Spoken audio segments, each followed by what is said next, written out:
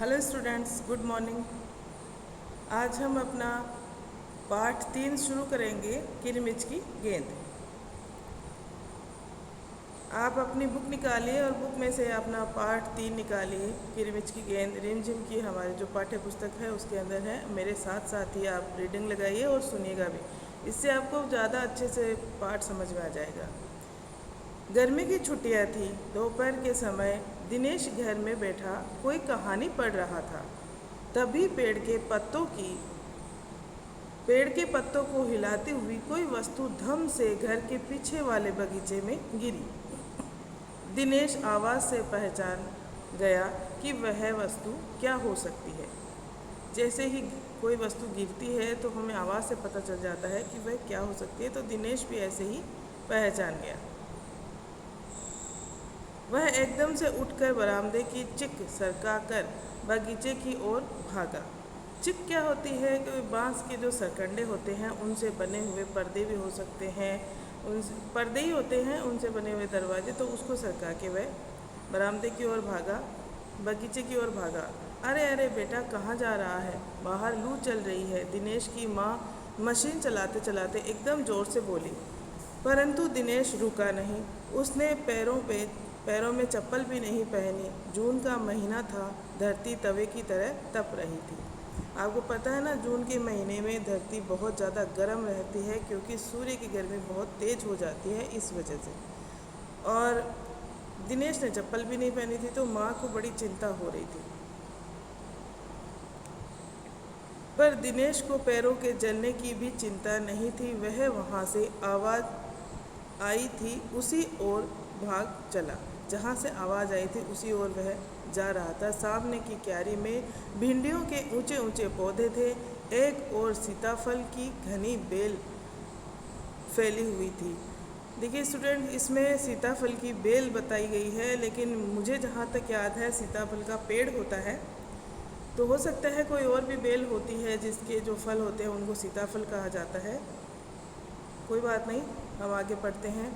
क्यारियों के चारों ओर हरे हरे केले के वृक्ष लहरा रहे थे। दिनेश ने जल्दी जल्दी भिंडियों के पौधों को उलटना पलटना आरंभ किया। जब वहाँ कुछ नहीं मिला तो उसने सारी सीताफल की बेल छान मारी। सीताफल की सारी बेल के अंदर वह देखने लगा कि कहाँ है जो वस्तु गिरी थी। छान मारना है ना, पूरी की पूरी उलट पलट कर देख लेना। बराबर में ही धूस ने गड्ढे बना रखे थे। ढूंढते ढूंढते जब उसकी निगाह उधर गई तो उसने देखा कि गड्ढे के ऊपर ही एक बिल्कुल नई चमचमाती किरमिच की गेंद पड़ी है। दिनेश ने हाथ बढ़ाकर गेंद उठा ली। लगता था जैसे किसी ने उसे आज ही बाजार से खरीदा है। अब देखिए किरमिच की गेंद कैसी होती है। आप लोग गेंद से खेलते हो, इसी तरह की होती है। ऊपर थोड़ा उसके मोटा कपड़ा सा लगा हुआ होता है और उसमें थोड़ी सी डिज़ाइन बनी हुई होती है, उसे कहते हैं किरमिच की गेंद। गेंद इतनी नई थी, इतनी साफ थी, ऐसे लग रहा था कि आज ही उसको किसी ने खरीदा है। उसने उसे उलट पलट कर देखा, परंतु कुछ भी समझ में नहीं आया। नज़र उठाकर उसने पास की तिमंजिली इमारत की ओर देखा कि हो सकता है किसी बच्चे ने इसे ऊपर से फेंका हो, परंतु उस इमारत के इस ओर खुलने वाली सभी दरवाजे और खिड़कियां बंद थे। छत की मुंडेर से लेकर नीचे तक तेज धूप चिलचिला रही थी। अब तिमंजिली इमारत कौन सी होती? 3 मंजिल की। 4 मंजिली इमारत, दुपहिया वाहन, इस तरह के शब्द होते हैं, वो आपको ध्यान में रखने चाहिए। तो उसने देखा पास में एक 3 मंजिली इमारत थी। हो सकता है इसमें से किसी बच्चे ने गिरा दी हो, लेकिन वहाँ के सारे खिड़की दरवाजे सारे बंद थे। बहुत भयंकर धूप थी। मुंडेर पर भी उसे कोई नहीं दिखाई दे रहा था। फिर कौन खरीद सकता है नई गेंद? दिनेश ने सुधीर, सुनील, अनिल, अरविंद, आनंद, दीपक सभी के नाम मन में दोहराए। उसने सोचा कि इनमें से हो सकता है किसी ने खरीदी हो। मन ही मन में उनके नाम दोहरा रहा था। यदि गेंद खरीदी भी है तो इस दोपहरी में इसे नीचे कौन फेंकेगा? फिर उसने सोचा कि अगर उन्होंने खरीदी भी है तो इस इतनी भयंकर धूप में दोपहर ही यहाँ पे दोपहर को कहा गया है, दोपहर में इसे नीचे कौन फेंकेगा। हो न हो यह गेंद बाहर से ही आई है। उसने सड़क पर बने गोल चक्कर के बीच बगीचे की ओर देखा, परंतु वहाँ पर केवल 2-4 गायें ही दिखाई पड़ी जो पेड़ों के नीचे सुस्ता रही थी, यानी आराम कर रही थी। गायें आराम कर रही थी। उसे ध्यान आया कि जाने कितनी बार अपने मोहल्ले में बच्चों की गेंद क्रिकेट खेलते हुए दूर चली गई और फिर कभी नहीं मिली। कई बार तो एक गेंद एक चलते हुए ट्रक में भी जा गिरी थी। तभी भीतर से माँ की आवाज़ आई, अरे दिनेश, तू सुनेगा नहीं?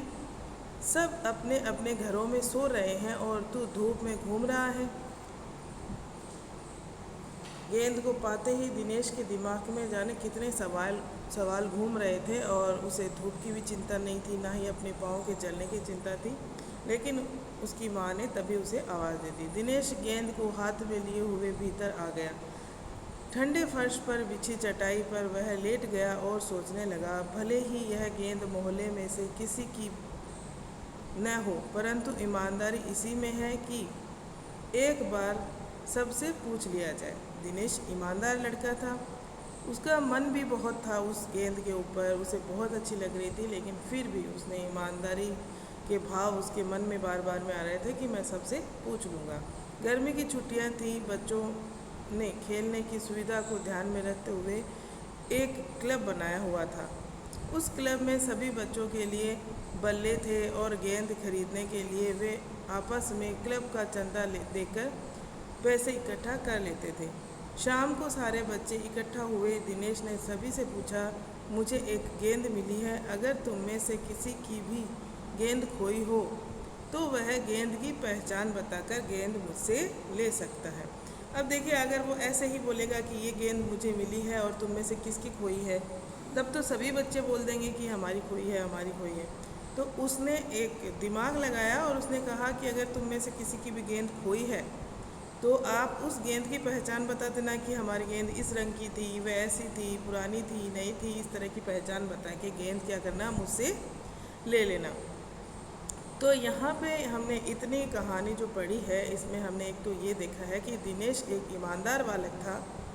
दूसरी हमने सबसे पहली बात ये पढ़ी है कि समझी है इसमें कि बच्चों को जब खेलने की चीज़ मिलती है तो वह सर्दी, गर्मी, धूप, छाया, बारिश कुछ नहीं देखते, दौड़े चले जाते हैं उस चीज़ की ओर, खींचे चले जाते हैं, क्योंकि वह चीज़ बच्चों को आकर्षित करती है। तीसरी, हमें दिनेश की ईमानदारी यहाँ पे नज़र आ रही है कि वह एक ईमानदार बालक था। ओके स्टूडेंट्स, ये चैप्टर आप यहाँ तक पढ़िए, 2 बार पढ़िए, अच्छे समझिए। नेक्स्ट वीडियो में हम इसकी आगे कहानी पढ़ेंगे कि गेंद किसने ली, किसने गेंद की पहचान बताई और आखिर गेंद कहाँ गई। Okay, thank you.